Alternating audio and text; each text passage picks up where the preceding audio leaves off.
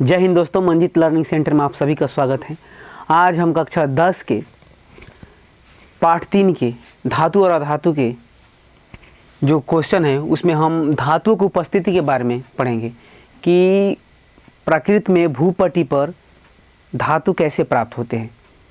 हम जानते हैं कि सबसे अधिक धातुओं की जो प्राप्त करने की एक्यूरेसी होती है सबसे अधिक भूपटल यानी पृथ्वी पर पाया जाता है, और कुछ धातु जो होते हैं समुद्र से भी प्राप्त होते हैं, जैसे कि NaCl, MgCl2, ये सब कुछ समुद्र से ही प्राप्त होते हैं। अब हम देखते हैं धातुओं की उपस्थिति यानी धातुओं की प्राप्ति। भूपटल पर धातुओं का प्रमुख स्रोत है, अर्थात पृथ्वी पर सबसे अधिक धातु पाए जाते हैं। समुद्र में भी कुछ धातुएं पाए जाते हैं, समुद्री जल में भी कुछ धातुएं पाए जाते हैं, जैसे NaCl और MgCl2। तो भूपटल पर देखिए, भूपटल पर सबसे अधिक पाया जाने वाला अगर कोई तत्व है तो ऑक्सीजन है।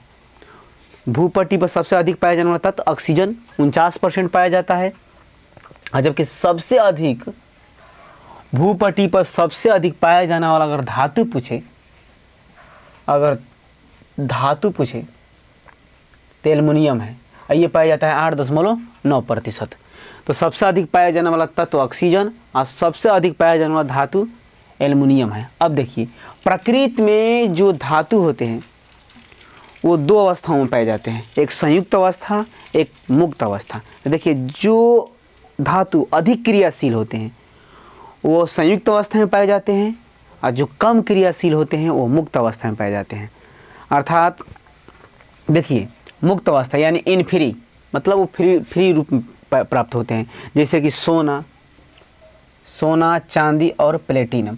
वे ठोस धातु जो कम क्रियाशील होते हैं, वे ठोस धातु जो कम क्रियाशील होते हैं वे मुक्त अवस्था में पाए जाते हैं, जैसे चांदी,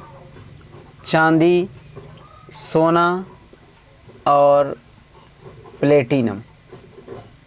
ये ऐसे धातु हैं जो पृथ्वी पर ऐसे परत के रूप में, चट्टान के परत के रूप में मुक्त अवस्था में पाई जाती हैं। अब देखिए, संयुक्त अवस्था मतलब इसमें अशुद्धि जुड़े होता है।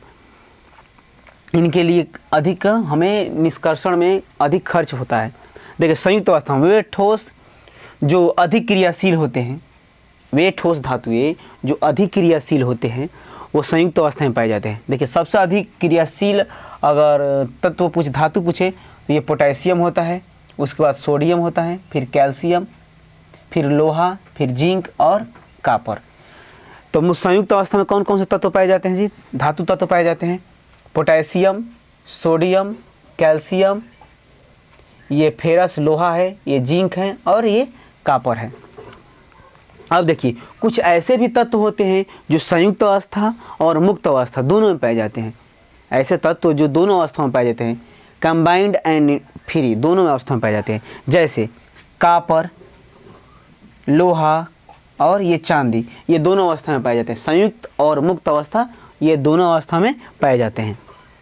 कॉपर, लोहा और चांदी ये कौन अवस्था में? ये दोनों अवस्था, संयुक्त तथा मुक्त अवस्था दोनों अवस्था में पाए जाते हैं। अब देखते हैं खनिज, मिनरल्स क्या है। देखिए, खनिज जैसे समानता अगर हम सामाजिक पढ़ते होते हैं तो हम कहते हैं कि वे पदार्थ जो हमें खान से प्राप्त होता है, उन्हें हम खनिज कहते हैं। अगर साइंस की दृष्टि से देखें, प्रकृति में धातुएं जिन यौगिक के रूप में पाए जाते हैं, पाए जाते हैं उन्हें हम खनिज कहते हैं।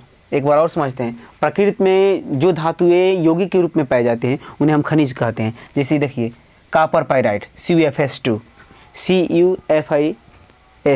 ये कॉपर पाइराइट एक क्या है? खनिज है।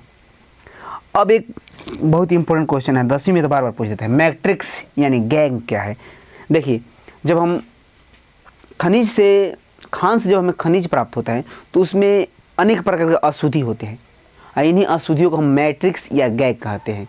और एक बार और समझते हैं, खनिज में धातु या उनके यौगिक में जो अशुद्धियाँ होती हैं उन्हें हम क्या कहते हैं जी? मैट्रिक्स या गैंग कहते हैं।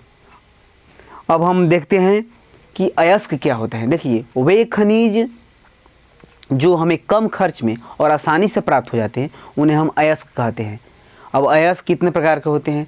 सल्फाइड अयस्क, कार्बोनेट अयस्क, ऑक्साइड अयस्क, हाइलाइड अयस्क। अब उनके बारे में हम अब चर्चा करते हैं। इधर करो।